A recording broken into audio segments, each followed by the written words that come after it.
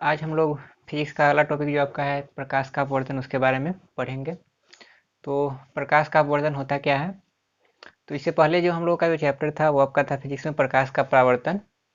तो आपका जो भारतीय भवन बुक है उसमें आपका प्रकाश का परावर्तन एक अलग चैप्टर में दिया हुआ है और प्रकाश का अपवर्तन अलग चैप्टर में, ठीक है। लेकिन आपका जो एनसीईआरटी बुक है उसमें आपका प्रकाश का परावर्तन और प्रकाश का अपवर्तन एक ही चैप्टर में इंक्लूड किया हुआ है, ठीक है।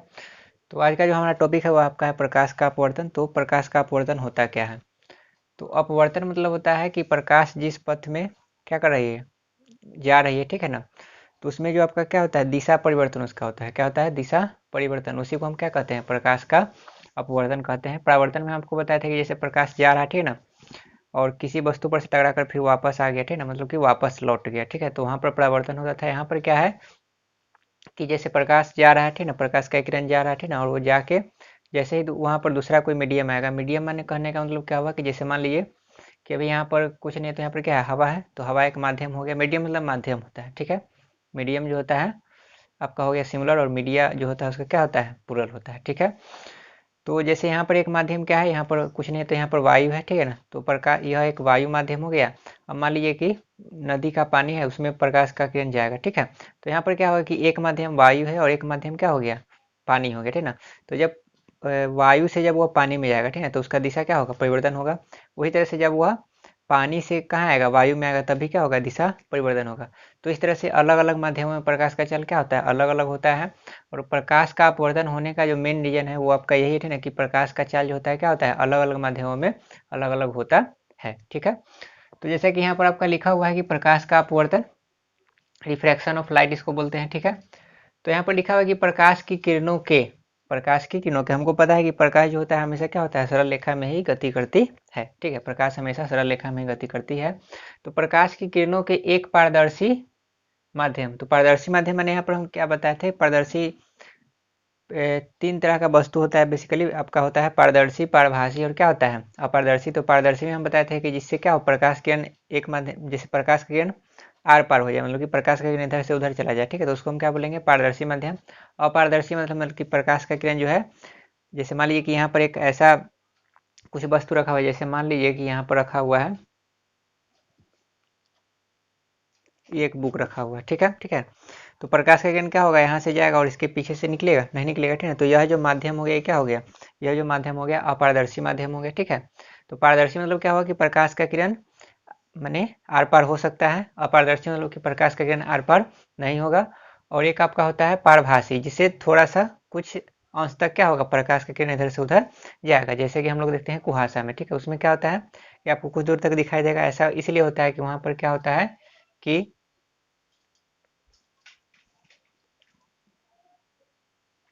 ऐसा इसलिए होता है कि उसमें क्या होता है कि प्रकाश कुछ अंश तक ही उसमें जा पाता है। या जैसे मान लीजिए कि क्या है कि जैसे आपका एक पेपर है, बटर पेपर हम लोग कहते हैं, ठीक है ना। तो एक ऐसा पेपर जो बहुत ही थीन होता है, बहुत ही पतला होता है, ठीक है ना। तो उसे देखिएगा कि आप उधर देखिएगा उस साइड, ठीक है ना, जैसे मान लीजिए आपके सामने आप रखे हुए उसे उधर देख रहे हैं, ठीक है ना। तो आपको उसका कुछ अंश तक आपको दिखाई देगा कि पीछे क्या है, ठीक है। तो वहाँ पर क्या होता है कि प्रकाश का कुछ भाग ही इधर से उधर क्या होता है, जा पाता है। तो वो आपका होता है प्रभासी माध्यम, ठीक है। तो यहाँ पर लिखा हुआ कि प्रकाश की किरणों के एक पारदर्शी माध्यम से दूसरे पारदर्शी माध्यम में, जैसे हम अभी बताए थे कि हवा, तो हवा आपका क्या होता है, पारदर्शी माध्यम है। और पानी, तो पानी स्वच्छ है, तो वो भी आपका क्या है, पारदर्शी माध्यम है। यहाँ पर हम पानी को स्वच्छ ही मान के चलेंगे, ठीक है ना। तो दोनों आपका पारदर्शी माध्यम, उसी तरह से आपका कांच हो गया, तो कांच क्या हो गया, पारदर्शी माध्यम हो गया, ठीक है।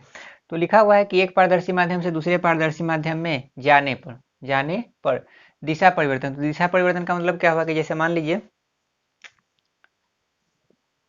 कि इसके ऊपर मान लीजिए कि एक माध्यम है, ये वायु है, क्या है, वायु है, ठीक है। और यहाँ पर क्या है, दूसरा एक माध्यम है, पानी, ठीक है। तो जब प्रकाश का किरण मान लीजिए कि यहाँ से इस तरह से आ रहा है, ठीक है, तो ये किस माध्यम से आ रहा है, वायु के माध्यम से आ रहा है, ठीक ना।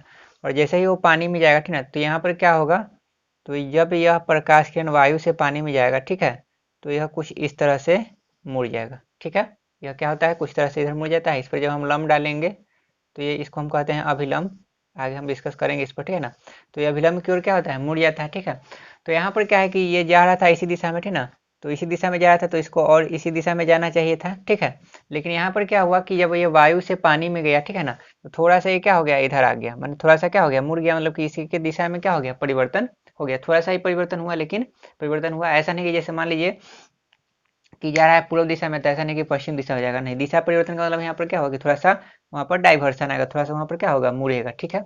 तो यह जो ये किरण यहाँ से इस तरह से क्या हो गया, मुड़ गया, ठीक है। तो यह जितना यहाँ मुड़ा, ठीक है, यही मुड़ना जो होता है उसी को हम क्या कहते हैं, अपवर्तन कहते हैं, ठीक है। तो लिखा हुआ है कि प्रकाश की किरणों के एक पारदर्शी माध्यम से दूसरे पारदर्शी माध्यम में जाने पर, एक पारदर्शी माध्यम है, दूसरे पारदर्शी माध्यम में जा रहा है प्रकाश का किरण, ठीक है ना। तो जाने पर क्या हुआ, दिशा परिवर्तन हुआ। तो इसी दिशा परिवर्तन को क्या कहते हैं हम, प्रकाश का अपवर्तन कहते हैं, ठीक है।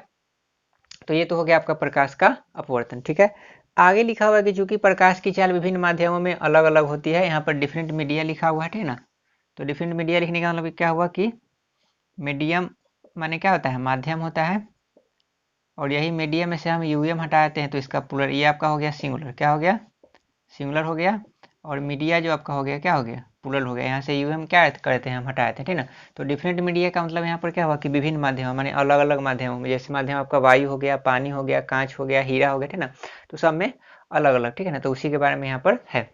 तो चूंकि प्रकाश की चाल विभिन्न माध्यमों में अलग अलग होती है, इसलिए प्रकाश का अपवर्तन होता है। मतलब कि प्रकाश के अपवर्तन का जो होने का जो मेन रीजन है वो क्या है कि प्रकाश का जो चाल होता है अलग अलग माध्यमों में अलग अलग होता है, ठीक है।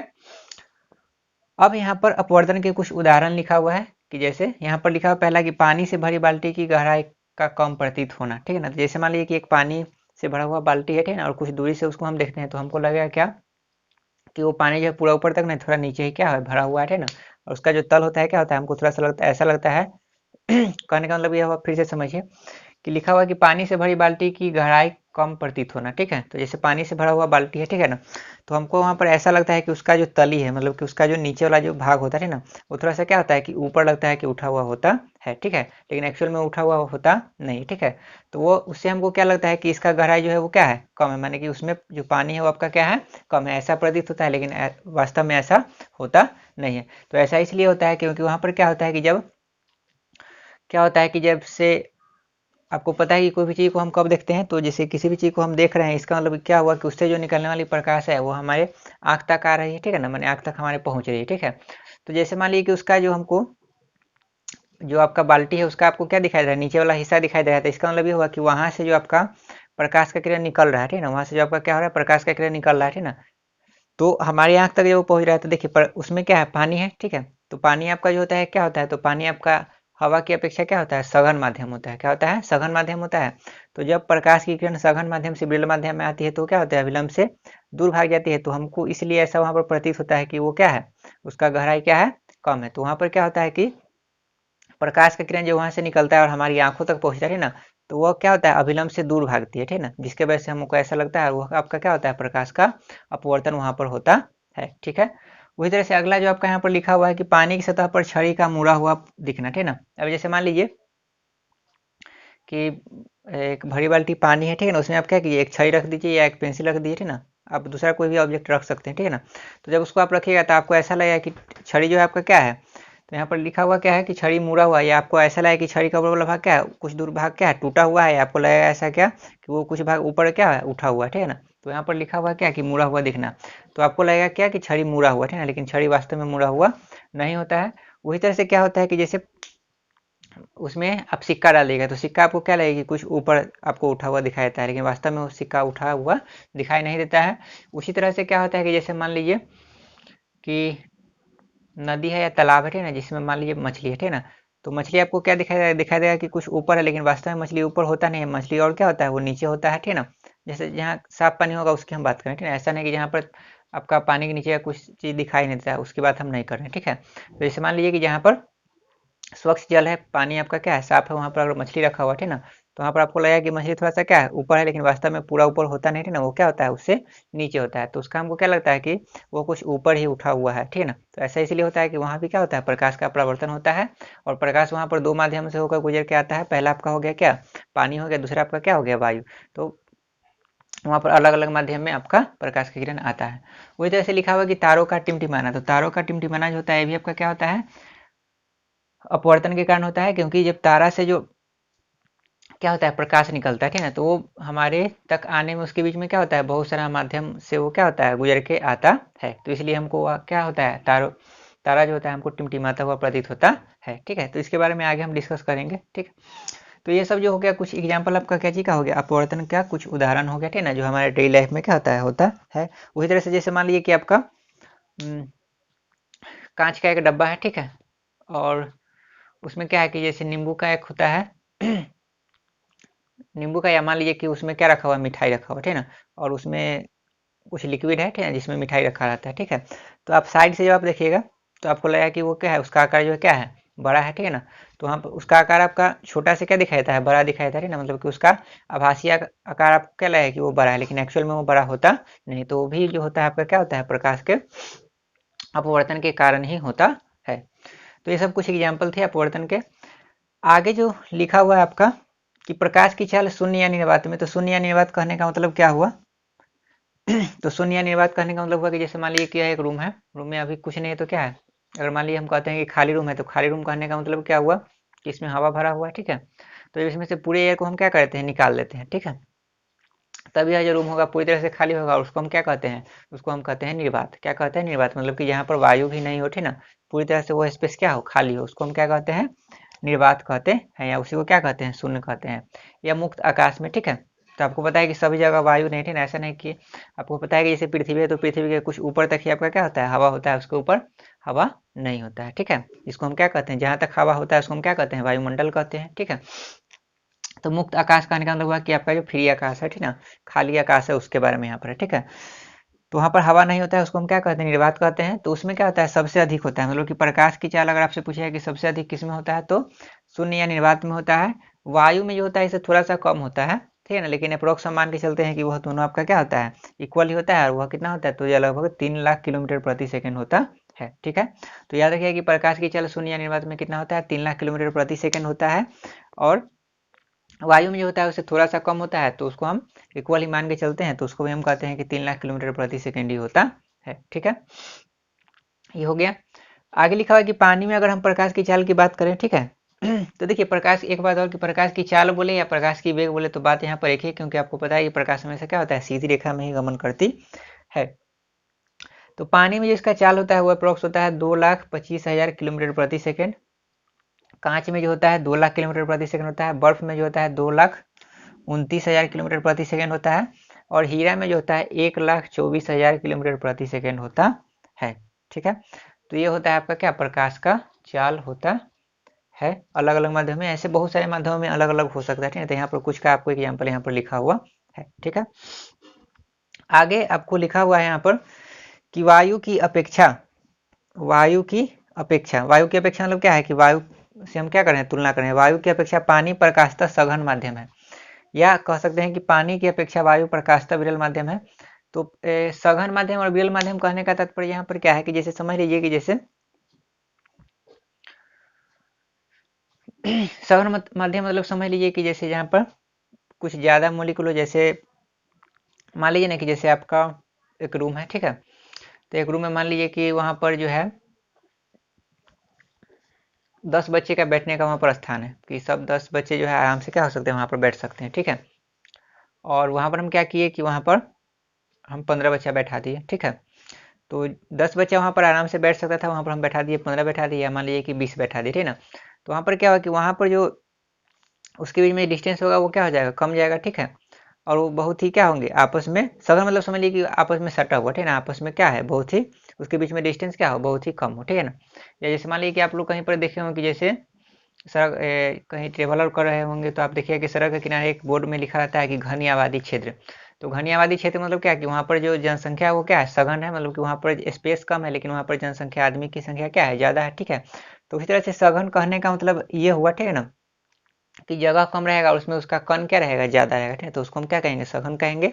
कण मतलब कि पार्टिकल। ठीक है, और विरल कहने का मतलब क्या हुआ कि जैसे स्पेस तो ज़्यादा है लेकिन उसके बीच में उसका जो पार्टिकल है वो क्या है, कम है। जैसे समझ लीजिए, जैसे मान लीजिए कि अगर हम बात करते हैं ठोस और हम बात करते हैं द्रव का, ठीक है, जैसे मान लीजिए कि हमारे पास क्या है, लोहा है और हमारे पास क्या है, पानी है। ठीक है ना, तो लोहा में क्या होता है कि लोहा का जो पार्टिकल होता है बहुत ही सटा सटा होता है। ठीक है, तो उसका जो सघन, उसका जो क्या होता है, घनत्व होता है क्या होता है, अधिक होता है, ठीक ना, मतलब कि उसका जो एक एक पार्टिकल होता है बहुत ही आपस में सटा हुआ रहता है।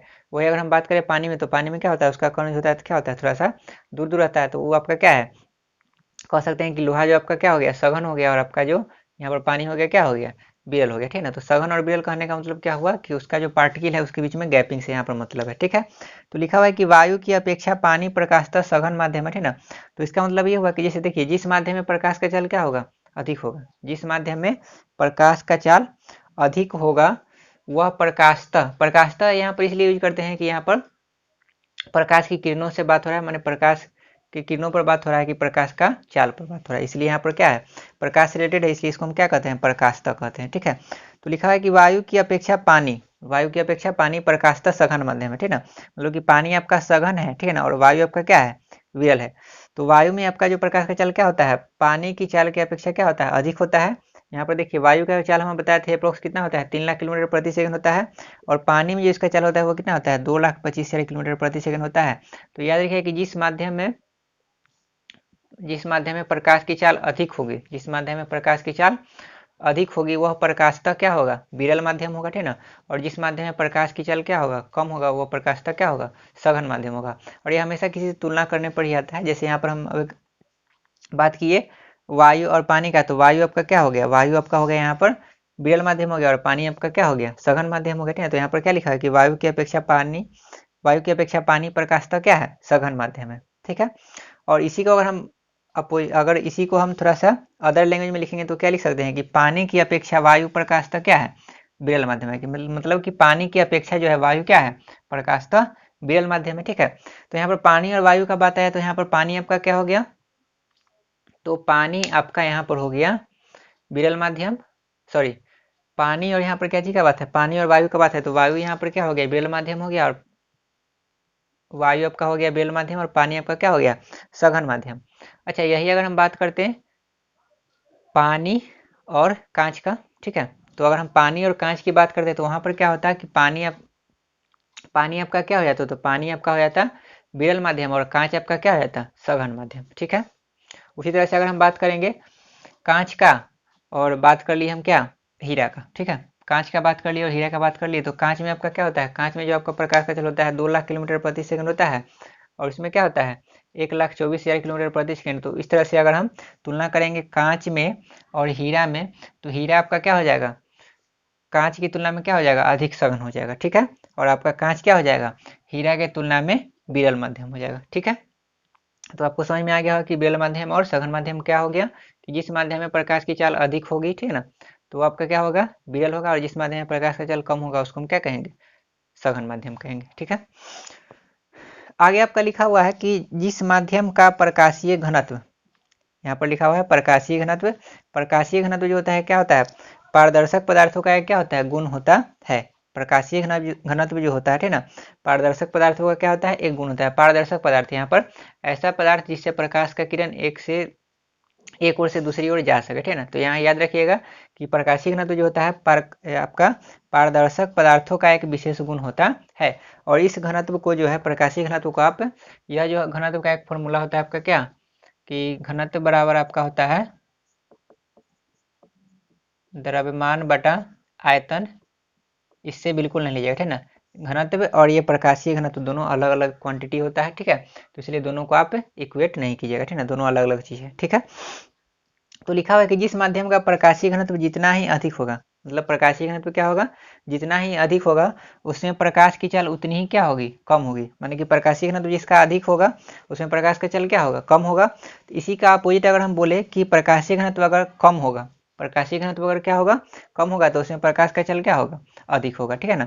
तो मतलब कि प्रकाशीय घनत्व जो हो गया सो प्रकाशीय घनत्व और प्रकाश की चाल एक दूसरे के क्या है, कह सकते हैं कि अपोजिट है, व्युत्क्रमानुपाती है, कि अगर प्रकाशीय घनत्व अगर बढ़ेगा, ठीक है, तो आपका प्रकाश का चल क्या होगा, कम होगा, और प्रकाशीय घनत्व अगर आपका कमेगा तो प्रकाश का चल क्या होगा, बढ़ेगा, ठीक है।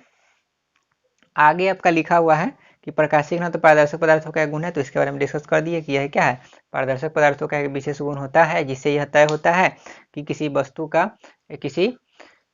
वस्तु में प्रकाश का चल कितना अधिक है, कितना कम है, ठीक है। तो इसको आप लोग नोट कीजिए, उसके बाद आगे डिस्कस करते हैं।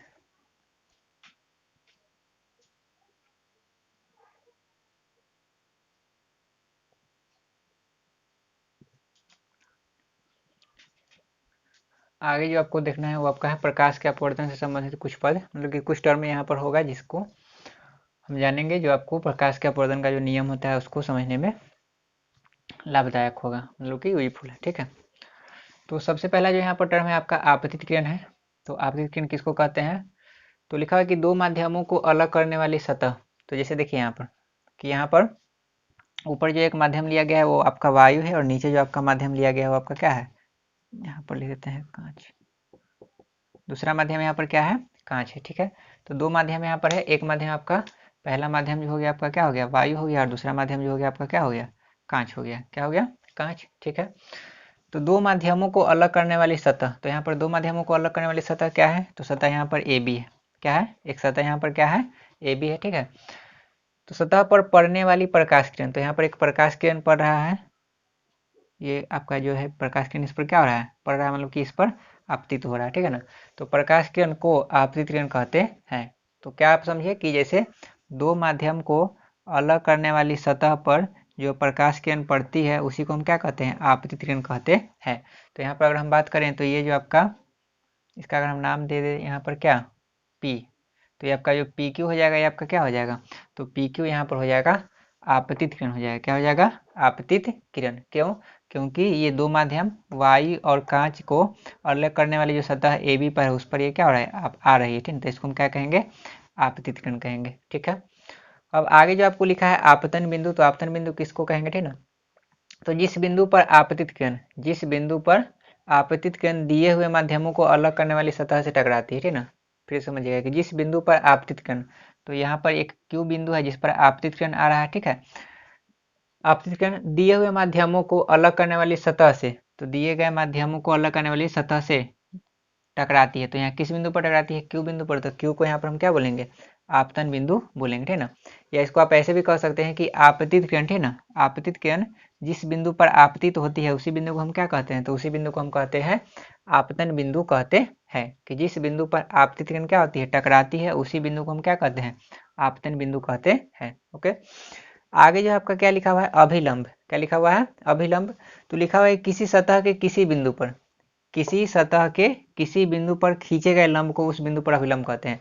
अब जैसे मान लीजिए कि यहाँ पर सतह क्या है, ए बी है, सतह क्या है, ए बी है ना, तो इस पर किसी बिंदु पर हम ले सकते हैं। जैसे यहाँ पर एक क्यू बिंदु पर क्या खींचा गया है, लंब डाला गया है। आपको पता है कि लंब जो आपका होता है क्या होता है, नंबरी का यहाँ पर कौन बनाएगा। ठीक है, तो यहाँ पर क्यू बिंदु पर एक लंब डाला गया है, इसी लंब को इस बिंदु का क्या कहेंगे, अभिलंब कहेंगे। ठीक ना, ये आप अभिलंब कहीं भी डाल सकते हैं। जैसे मान लीजिए कि जैसे अभी यहाँ पर हम इसलिए डाले हैं क्योंकि हमको यहाँ पर क्या करना है, यहाँ पर आपको बताना था कि आपतन कौन है, ठीक ना, आपका अपवर्तन कौन है, इसके लिए यहाँ पर हम क्या डाले हैं, अभिलंब डाले हैं। ठीक ना, ऐसे आप जैसे मान लीजिए कोई आपका प्लेन है तो इस पर आप अभिलंब यहाँ भी डाल सकते हैं, यहाँ भी डाल सकते हैं, यहाँ भी डाल सकते हैं, कहीं पर भी आप अभिलंब डाल सकते हैं। ठीक है, तो यहाँ पर अभिलंब आपका यहाँ पर किस बिंदु पर डाला गया है, तो अभी क्यू बिंदु पर अभिलंब डाला गया है। तो यह एन क्यू जो है, क्यू पर क्या है, अभिलंब है। ये एन क्यू जो है वो क्या है, क्यू बिंदु पर क्या है, अभिलंब है। किस सतह के, तो ए बी सतह के क्यू बिंदु पर। ठीक है, आगे आपका लिखा हुआ है अपवर्तित किरण क्या होता है, तो लिखा हुआ है कि दूसरे माध्यम में मुड़कर। तो ये माध्यम आपका पहला हो गया ना, ये आपका क्या हो गया, दूसरे माध्यम। तो दूसरे माध्यम में यहाँ पर मुड़कर जो है आपका किरण जा रहा है, इसका नाम अगर हम दे दें तो जैसे ये हो गया क्यू आर। क्या हो गया, क्यू आर। तो लिखा हुआ है कि दूसरे माध्यम में मुड़कर, तो दूसरा माध्यम यहाँ पर क्या है, आपका कांच है। क्या है, कांच है। दूसरे माध्यम में मुड़कर जाती हुई प्रकाश किरण, तो यहाँ पर मुड़कर कौन सा प्रकाश किरण जा रहा है, तो यहाँ पर जा रहा है क्यू आर। तो क्यू आर को यहाँ पर क्या बोलेंगे, अपवर्तित किरण बोलेंगे। क्या बोलेंगे, अपवर्तित किरण बोलेंगे। ठीक है, आगे आपका लिखा हुआ है आपतन कोण क्या होता है, तो लिखा हुआ है कि आपतित किरण और अभिलंब के बीच बने कोण को। तो यहाँ पर आपतित किरण क्या है, ये आपका क्या है, आपतित किरण है, और ये आपका क्या है, अभिलंब है। इसके बीच में कौन सा कोण बन रहा है, तो यहाँ पर एंगल आई बन रहा है। ठीक है ना, और ध्यान रखिए कि यह जो तिरंगा निशान इस तरफ दिया हुआ है, ये इसलिए दिया हुआ है क्योंकि हम जो है कोण को जब हम क्या करते हैं, घड़ी के विपरीत दिशा में मापते हैं तो क्या मापते हैं, पॉजिटिव मापते हैं। तो नियम होता है कि आपका जब भी कोण को हम मेजरमेंट करते हैं तो घड़ी के विपरीत दिशा में ही हम मापते हैं। ठीक है, तो इसलिए यह दिशा दिया गया है कि आपका क्या है, एंटी क्लॉकवाइज कहते हैं, मतलब कि घड़ी घड़ी का आपका दिशा क्या होता है, इस तरह से आपका होता है। ठीक है, और ये घड़ी की विपरीत दिशा में होता है। ठीक है, तो ये आपका कोण के मापने का क्या होता है, नियम होता है कि इसको अगर हम इस दिशा में मापेंगे तो पॉजिटिव, और अगर घड़ी की दिशा में मापेंगे तो क्या होगा, निगेटिव होगा। ठीक है, तो इसलिए ये तीर चिन्ह दिया हुआ है कि यहाँ पर हम कोण क्या ले रहे हैं, प्लस में ले रहे हैं। ठीक ना, ये धनात्मक ले रहे हैं। ठीक है, तो यह जो आपका होगा कि आपतित किरण और अभिलंब के बीच का जो कोण होगा उसको हम क्या बोलेंगे, तो उसको हम बोलेंगे आपतन कोण बोलेंगे, ठीक है। और इसको हम बेसिकली आई से डिनोट करते हैं, एंगल ऑफ इंसिडेंस, ठीक है। आगे आपका है अपवर्तन कोण, क्या है अपवर्तन कोण, किसको बोलेंगे, तो लिखा हुआ है कि अपवर्तित किरण और अभिलंब के बीच, तो अपवर्तित किरण यहाँ पर क्या है, क्यू आर है, क्या है क्यू आर है, और आपका अभिलंब यहाँ पर क्या है, तो क्यू एम है, यहाँ पर क्या है क्यू एम। इसके बीच का यह जो कोण है, ठीक है ना, यहाँ पर भी देखिएगा त्रिकोण निशान इस तरफ है, ठीक है। तो यह जो यहाँ पर एंगल आर है, मतलब कह सकते हैं कि आर क्यू एम, या कह सकते हैं कि एम क्यू आर। तो यह जो यहाँ पर एंगल आर है, ये आपका क्या है, तो ये आपका है अपवर्तित किरण है, इसको हम कहते हैं एंगल ऑफ रिफ्रैक्शन कहते हैं। और इसको क्या कहते हैं, एंगल ऑफ इंसिडेंस। इसको आई से डिनोट करते हैं, इसको हम आर से डिनोट करते हैं, ठीक है। तो समझ में आ गया कि अपवर्तन कोण क्या हुआ, कि जब अपवर्तित किरण और अभिलंब के बीच बने कोण को हम क्या कहते हैं, अपवर्तन कोण कहते हैं। और आपतित किरण और अभिलंब के बीच बने कोण को क्या कहते हैं, तो आपतन कोण कहते हैं। अब आगे यहाँ पर क्या लिखा हुआ है कि जब प्रकाश की किरण विरल माध्यम से सघन माध्यम में जाती है, जब विरल माध्यम में सघन माध्यम में जाती है, तो आप लोग याद रखिए कि जब भी प्रकाश की किरण विरल माध्यम से सघन माध्यम में जाएगा तो वो आपका अभिलंब की ओर मुड़ जाएगा, ठीक है ना, मतलब कि अभिलंब की ओर मुड़ जाएगा, मतलब कि अभिलंब से थोड़ा करीब आ जाएगा, ठीक है। और जब भी आपका सघन माध्यम से विरल माध्यम में जाएगा तो आपका क्या होता है, अभिलंब से दूर भाग जाएगा, ठीक है ना, उसको भी अब आगे हम लिख देंगे, ठीक है। तो ये आप बात याद रखिएगा क्या, कि जब विरल से सघन में जाएगा, तो विरल से सघन में जाने का मतलब सिंपल सा बात समझ लीजिए कि विरल मतलब समझ लीजिए कि आपका, जैसे आप मान लीजिए गाड़ी से कहीं पर जा रहे हैं, ठीक है, तो कहीं भी आपका ट्रैफिक में कहीं पर भी जाम लगा हुआ नहीं, मतलब कहीं भी भीड़ भाड़ नहीं, तो वो आपका माध्यम कैसा हो गया, विरल माध्यम हो गया, ठीक ना। और मान लीजिए कि जहाँ पर आपका ट्रैफिक जाम है, ट्रैफिक में बहुत सारा वहाँ पर क्या आदमी है, तो वो आपका क्या हो गया, सघन माध्यम हो गया, ठीक है। तो याद रखिए कि जब भी प्रकाश विरल माध्यम से सघन माध्यम में जाएगा, विरल माध्यम से सघन माध्यम में जाएगा, तो क्या होगा, अभिलंब की ओर मुड़ जाएगा, ठीक है। और जब भी आपका सघन माध्यम से विरल माध्यम में जाएगा तो अभिलंब से क्या हो जाएगा, दूर भाग जाएगा, ठीक है। मतलब दूर भाग जाने का मतलब क्या होगा, दूर हटेगा, ठीक है। तो यहाँ पर अभी आप देख रहे हैं कि यहाँ पर ये वायु आपका क्या है, विरल माध्यम है, किसके अपेक्षा, कांच की अपेक्षा, ठीक है ना। तो यहाँ पर आ रहा है, और इसके देख रहे हैं कि यहाँ पर यह जो प्रकाश किरण है, ये थोड़ा सा क्या है, अभिलंब से यहाँ पर माने अभिलंब की ओर मुड़ गया है, ठीक है। तो ये आपका विरल माध्यम से सघन माध्यम में जा रहा है, ठीक है। तो लिखा हुआ यहाँ पर क्या है कि जब प्रकाश की किरण विरल माध्यम से सघन माध्यम में जाती है, विरल माध्यम से सघन माध्यम में जाती है, तो क्या होता है, आपका जो अपवर्तन कोण होता है, क्या होता है, अपवर्तन कोण होता है, उसका मान ज्यादा होगा, सॉरी, आपतन कोण का मान क्या होगा, ज्यादा होगा, और अपवर्तन कोण का मान क्या होगा, कम होगा, ठीक है ना। तो ऐसा इसलिए होगा कि जैसे मान लीजिए कि ये प्रकाश किरण अगर इसी दिशा में अगर आगे की ओर बढ़ते रहता, ठीक है ना, तो जितना कोण यहाँ पर बन रहा है उतना ही कोण यहाँ पर बनता, ठीक है ना। लेकिन यहाँ पर क्या हुआ कि ये वायु माध्यम है और ये आपका क्या है, कांच माध्यम है, तो ये आपका विरल माध्यम है और ये आपका क्या है, सघन माध्यम है। तो जब विरल से सघन में जाता है तो ये प्रकाश किरण क्या हो गया, ऐसे नहीं जाकर क्या हो गया, थोड़ा सा ऐसे मुड़ गया, ठीक ना। तो मुड़ने पर इसका जो यहाँ पर जो क्या है, कह सकते हैं कि यह जो इंक्लाइनेशन है, ठीक ना, मतलब कि यह जो मुड़ा, ठीक है ना, वो आपका क्या है, कम ही जगह पर मुड़ा, ठीक है, तो इसलिए यहाँ पर इसका जो झुकाव हुआ वो क्या हुआ, कम हुआ। और झुकाव कम हुआ जिसके चलते आपका यहाँ पर क्या होगा, कोण का मान आपका क्या होगा, कमेगा, ठीक है। तो इसलिए यह कहा जाता है क्या, कि जब प्रकाश की किरण विरल माध्यम से सघन माध्यम में जाती है तो आपका उस समय आपतन कोण का मान ज्यादा होता है और अपवर्तन कोण का मान क्या होता है, कम होता है। और यही इसके अपोजिट अगर हम जाएंगे कि जब सघन माध्यम से विरल माध्यम में जाएगा, यही मान लीजिए कि अगर हम आपतित किरण इधर से भेजते और ये इधर जाता, ठीक है, तो उस समय क्या होता, तो जब सघन माध्यम से विरल माध्यम में जाएगा तो आपका क्या होगा, तो आपका आपतन कोण का मान कम जाएगा और अपवर्तन कोण का मान क्या हो जाएगा, बढ़ जाएगा, ठीक है ना। अगर मान लीजिए कि ये आपका कांच होता और ये आपका क्या होता, वायु होता, तो उस समय क्या होता है कि प्रकाश किरण क्या होता है, अभिलंब से दूर भागता। तो जब दूर भागेगा तो उसके बीच में झुकाव होगा, वो आपका क्या होगा, ज्यादा होगा, जिसकी वजह से यहाँ पर अपवर्तन कोण ज्यादा बनता है और यहाँ पर आपका आपतन कोण क्या बनता है, कम बनता है, ठीक है। तो ये याद रखिए कि जब सघन माध्यम से अगर विरल माध्यम में जाएगा तो उस समय क्या होगा, कि आपतन कोण का मान कम होगा और अपवर्तन कोण का मान क्या होगा, ज्यादा होगा, ठीक है। एक बात और यहाँ पर हम लिख देते हैं, नोट में यहाँ पर लिख लीजिएगा कि जब प्रकाश किरण सघन माध्यम से विरल माध्यम, लिख लीजिएगा आप लोग, जब प्रकाश की किरण सघन माध्यम से विरल माध्यम में जाती है, सघन माध्यम से विरल माध्यम में जाती है, तो अपवर्तित किरण अभिलंब से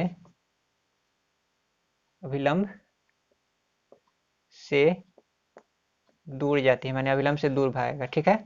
और यही जब प्रकाश किरण विरल माध्यम से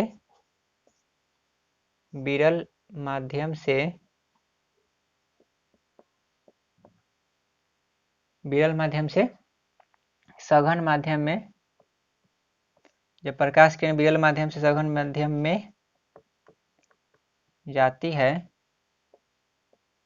तो